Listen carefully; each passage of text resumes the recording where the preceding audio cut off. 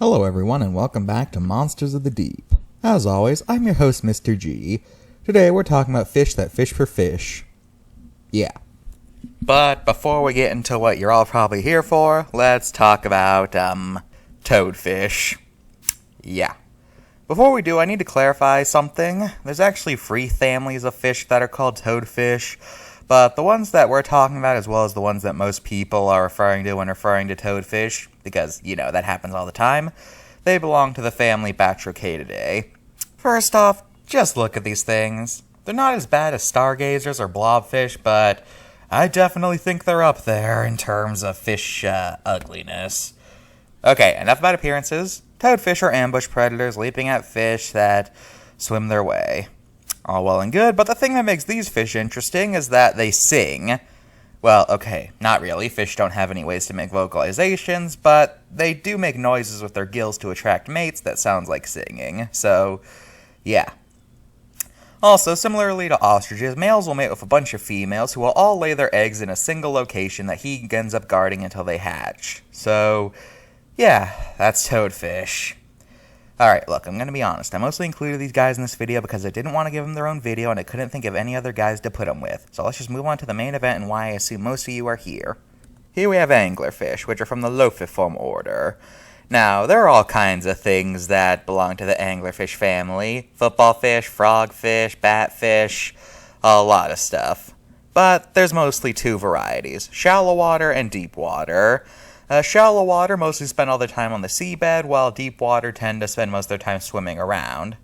Despite visual differences, most anglerfish have the main hunting method of having a lure-like structure on their head that looks like food to an unsuspecting fish. But when the fish comes for dinner, it becomes the main course. That was terrible, I apologize. While shallow water anglerfish usually have structures that look like worms, deep water anglerfish instead have bioluminescent sacs that are filled with glowing bacteria. Also, deep water anglerfish are infamous for having one of the most bizarre sexual dimorphisms in the animal kingdom. See, the creature most people think of anglerfish, such as what you're looking at right now, are actually the females of the group. Males are only about 1/10 the size of females, don't have lures, and pretty much are incapable of doing anything, really. The entire goal of a male anglerfish's life is to locate a female, and when he does, he will latch onto her, where he will then get his nutrients from her body. After a while of this going on, the male will fuse with the female and will pump, fluids to fertilize the female's eggs. Oh, and by the way, anglerfish aren't monogamous, so you can have an anglerfish with a bunch of these guys dangling off of her. So yeah, anglerfish. They fish for fish and have parasitic husbands. Yep. Now that we got that out of the way, let's look at the cards. Alright, the toadfish is fine. Okay, this card is just confusing. It's called anglerfish, so you think it's talking about the entire order?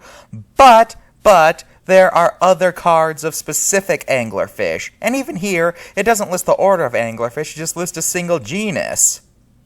Ugh. I'm deducting 3 points for this confusion, so, way to go, anglerfish. See, we already have another anglerfish. Ugh. This one is fine, though, so 10 out of 10.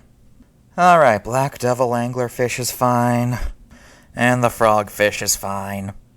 When it comes to human relations, anglerfish, despite their name, are not actually popular with anglers, mostly because the famous deep water ones are so deep down, and as for the shallow water ones, well, would you really eat one of them? You've seen what they look like, right? Right? You've seen what they look like. Would you really want to eat one of those things? Anyway, anglerfish are a relatively common sight in media, usually deep water ones, because no one cares about shallow water anglerfish. And as such, deep water do show up in a few pieces of oceanic media. The most famous example is probably the anglerfish from Finding Nemo, where it appears in a very memorable scene, despite never saying a word.